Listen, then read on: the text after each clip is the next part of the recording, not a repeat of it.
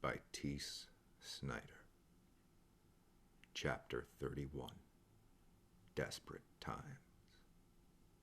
Alex Vussel, Eden Island, 2018. My intended schedule would have me begin aerial bombardments in order to cleanse the world of the undead that I unleashed upon it in less than 1 week's time. By way of my automated drone bases located far from major populations or the threat of being overrun by the infected, I would deliberately target large cities and clusters of the undead. I would spare no one, assume there were no survivors, willingly kill any survivors that may have miraculously avoided infection, and decimate every remnant of the world that men before me had made. A corrupt and evil world without hope of recovery or absolution. And then, after the smoke had cleared and the sounds and sights of bombs had faded from the satellites that, along with myself, would bear witness to the end, we could begin to rebuild.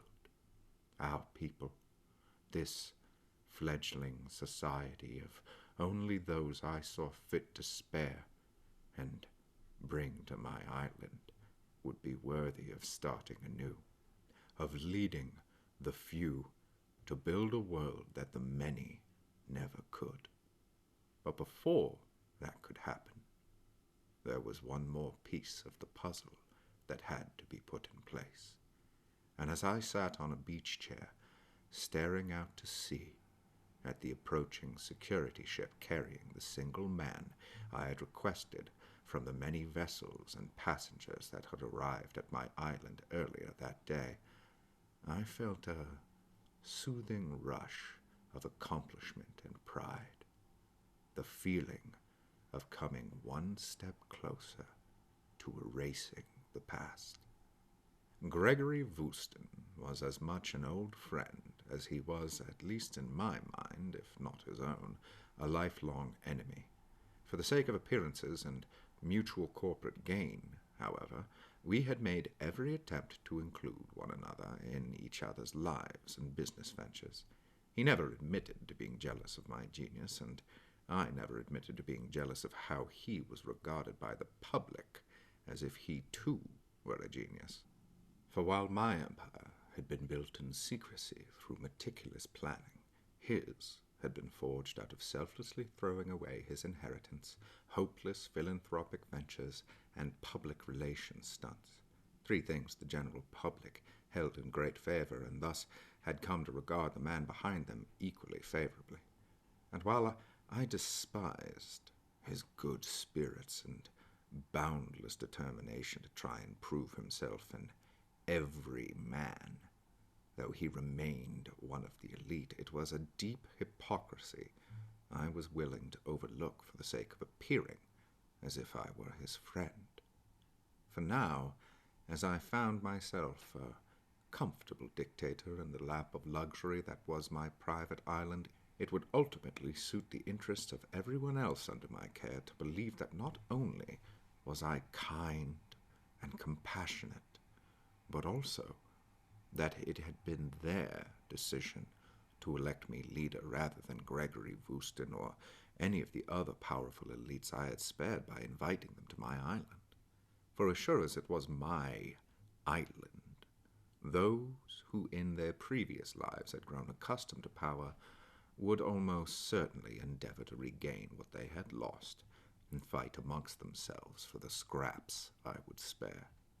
For now, however, at least my dictatorship was unquestioned, and while I would not hesitate to use the full force of my security team to remind other people of my position above them, I would instead prefer to move them as pawns and sacrifice them as I wished. Gregory was clean-shaven and casually dressed as always, wearing an untucked navy blue dress shirt without a tie or top button fastened, alongside cargo khaki pants and sandals.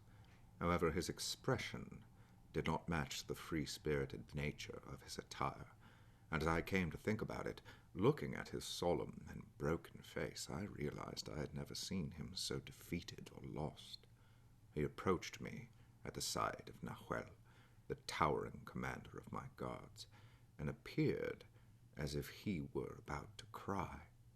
Then, as I held out my hand to formally shake his, as we had always done upon seeing one another, he took a few staggered steps forward and wrapped his hands around me, hugging me tightly as if we were far better friends than we actually were. I stood uneasily, gesturing to Nahuel that it was all right for him to leave and that I was not worried about Gregory being infected or infecting me. I pretended to hug him back and waited eagerly for him to let me go so we could speak. Jesus Christ, Alex. I don't believe in God, but I feel inclined to thank him, Gregory exclaimed, wiping away a tear fallen somewhere in between joy and sorrow. You're welcome, I replied, patting a hand on his shoulder and gesturing towards a nearby beach table and chairs so that we could sit and talk. I'm just relieved that so many people I know and care for were out of harm's way when this horror happened. I suppose, but I still just can't believe it. That it's all gone, he confessed, slumping forward in his seat. Yes, but it is. From what you can tell, how is everyone else faring? The ships are a mess, Alex. People are terrified of falling ill, and some are either just too depressed or frightened to even bother getting out of bed anymore. And ever since we left Bob's ship behind, it's almost like everyone's been on a witch hunt for the next person who they suspect has fallen ill, he continued, mentioning the missing vessel from the fleet, the only ship unaccounted for of all those I had arranged to come to Eden Island. What do you mean, the next person to fall ill? What happened with his ship? You don't know, do you? Gregory asked, once more on the verge of tears. Didn't you get any of the communications we sent you? Some, but nothing about this, I admitted, having only paid fleeting attention to the many messages I had received from their ships, knowing full well that they were safe from infection and annoyed by the fact that they felt the constant need to pester me with their paranoia. I didn't see for myself, but word was that one of his passengers was sick, infected, like you'd mentioned in the message you'd sent us, like everyone else back on the mainland. He tried to beg for reason with us, but too many people wouldn't hear it. They decided to force him to keep a distance from the rest of the ships, and then eventually we lost sight of him altogether. We lost communication too, and we haven't heard from him since. Their whole damn ship is probably overrun by now. Gregory, I muttered, concerned by what he had told me, not because I believed he was correct, but because I knew he was mistaken. It's not possible that anyone on his ship had become infected. I'm sorry to say that whatever someone thought they saw to motivate that decision was either fabricated or misinformed. I don't... like I said, I didn't see, but how can you be so sure? How can you know that? I need to tell you some things that, for now at least, I think it's best for you to keep to yourself, I explained, leaning forward and placing my elbows on the edge of the table. In the days since the outbreak occurred, I've spent a great deal of time combing over the records and inner workings of Eden Corporation. And the reason I've done this is because the infection that has taken place would not have been possible without the aid of certain individuals. What? You're saying someone did this? I believe so, I admitted, starting the myth that would clear my name of any future accusations or inquiry. Now, the reason I've been going through Eden Corporation's files specifically because since I was relieved of my duties, my access to confidential materials has been limited, to say the least. However, after the infection occurred, I was able to bypass the security systems and investigate what was happening inside the company just prior to the outbreak. And the reason I knew to do all of this is because Nathan, my former best friend and business partner, was responsible for creating the disease that I believe has since infected nearly everyone on this earth. I knew about it years ago and tried to shut it down, tried to shut down any future production of it, but I was unsuccessful. Anyway, that said, Nathan not only invented the weaponized version of this virus, but in recent months, after my removal from the company, began exploring the possibility of making it temporarily water-soluble for the purposes of biological warfare. I continued, enjoying the admission of my actions under the guise of Nathan's name. That's how the disease spread so quickly and so widely. It was in the water, processed through almost every single treatment plant on this planet and completely undetectable to not only people working there, but to people who either drank or washed themselves with it. This was planned. It was deliberate. And Nathan was responsible for it, I finished, staring at Gregory's disgusted and horrified expression. He swallowed a lump growing in his throat and blinked in disbelief a few times, trying to find words to comprehend, let alone respond to what I had just told him. Why?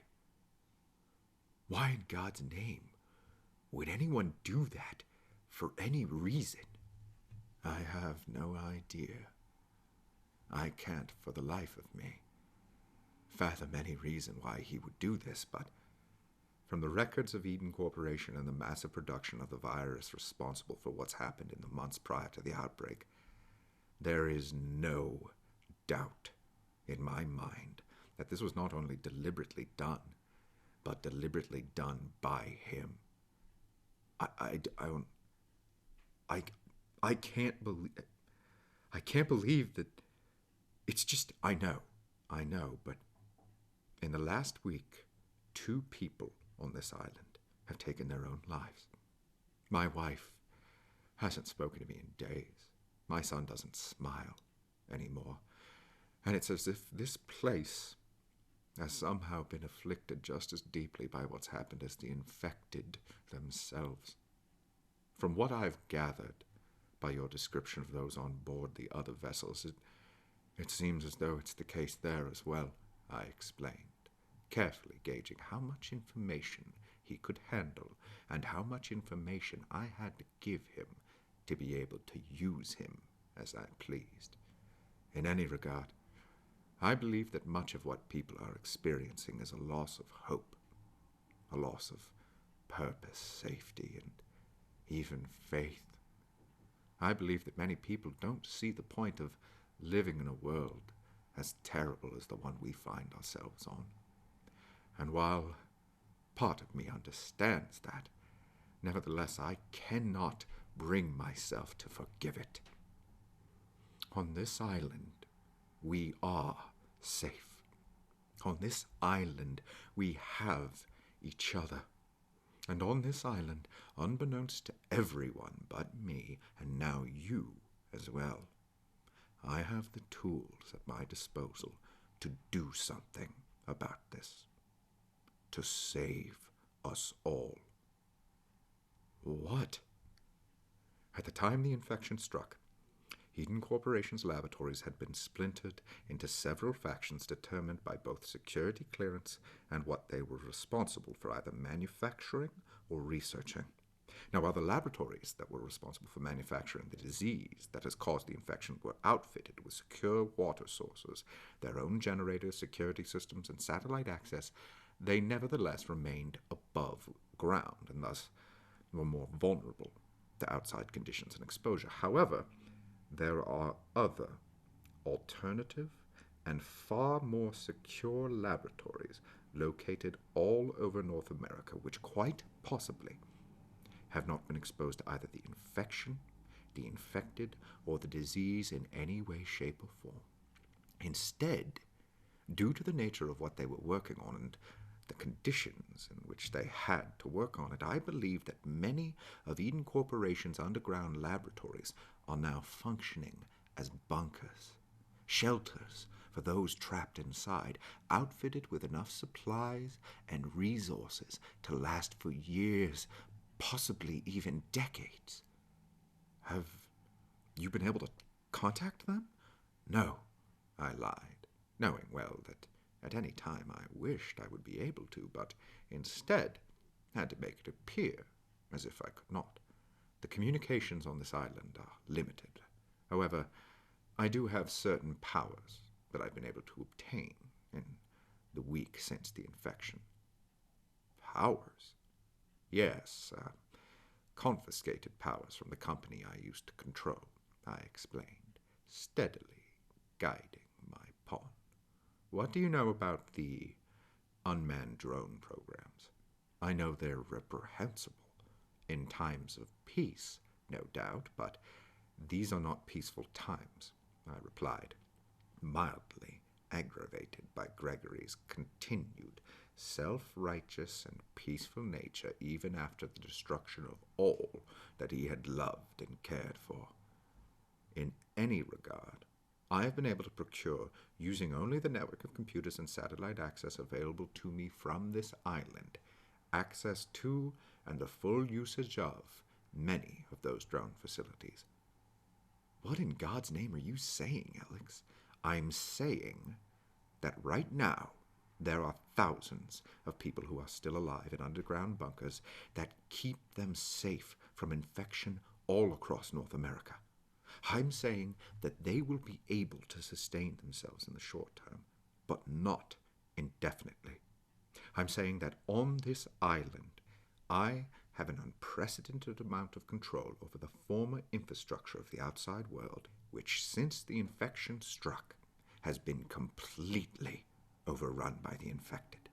And most of all, what I'm saying is that there's still hope. We are the hope of those people, and I am trying to get you to snap out of your melancholy delirium and realize that fact, okay? There is too much at stake here to allow ourselves or to allow each other to give up. Because like I said, there are survivors, and we have the power to help them by clearing the surface of the infected. You want to bomb the surface, Nathan grumbled, clearly at odds with the magnitude of processing what would definitively erase all remnants of the world we had once called home. You want to assume that everyone is infected, that there are no survivors other than the ones you believe are safe underground, and then bomb the entire fucking continent to try and make it safe for them to come out? Is that what you're saying, Alex? Yes, Gregory, it is, I stated coldly, resenting his resistance, even though I knew him well enough to expect little more than what he had demonstrated thus far.